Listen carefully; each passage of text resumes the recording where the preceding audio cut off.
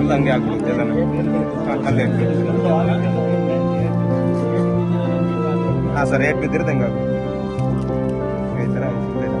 ಈ ಥರ ಓಪನ್ ಆಗೋಗ್ತಿರಲ್ಲ ಅಷ್ಟಲ್ಲಿ ಈ ಟೈಪ್ ಒಳಗಡೆಯಿಂದ ಆಯಿಲ್ ಬಂದು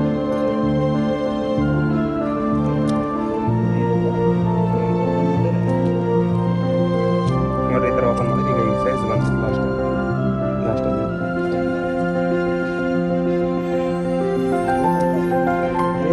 ಏನಿಲ್ಲ ಸರ್ ಕಾಯಲ್ಲಿ ಗಿಡದಲ್ಲಿ ಒಂದು ಕಾಯಿ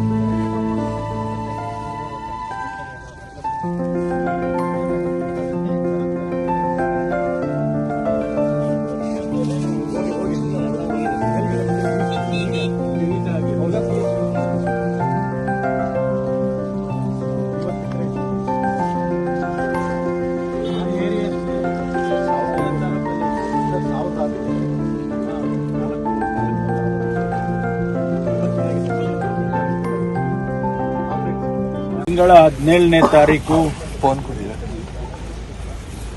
ಶಿರಾ ತಾಲೂಕಿನಲ್ಲಿ ಅತಿ ಹೆಚ್ಚಾಗಿ ಒಂದು ರೀತಿಯಲ್ಲಿ ರೆಕಾರ್ಡ್ ಆಗುವಂತ ರೀತಿಯಲ್ಲಿ ಆಲಿಕಲ್ಲಿನ ಮಳೆ ಬಿತ್ತು. ಇಡೀ ತಾಲೂಕಿನಲ್ಲಿ ಸಾವಿರಾರು ಎಕರೆ ಎಲ್ಲ ಬೆಳೆಗಳು ಕೂಡ ನಾಶ ಆಗಿರ್ತಕ್ಕಂಥದ್ದು. ವಿಶೇಷವಾಗಿ ದಾಳಿಂಬೆ ಈ ಭಾಗದಲ್ಲಿ ಇದು ಯಾವ ತಾಲೂಕು? ಹುಲಿಕುಂಟೆ ಹೋಬಳಿಯಲ್ಲಿ ವಿಶೇಷವಾಗಿ ತಡಕಲೂರು ಗ್ರಾಮದಲ್ಲಿ ಇರ್ತಕ್ಕಂಥ ಎಲ್ಲ ಬೆಳೆಗಳು ಕೂಡ ನಾಶ ಆಗಿರುವಂತದ್ದು.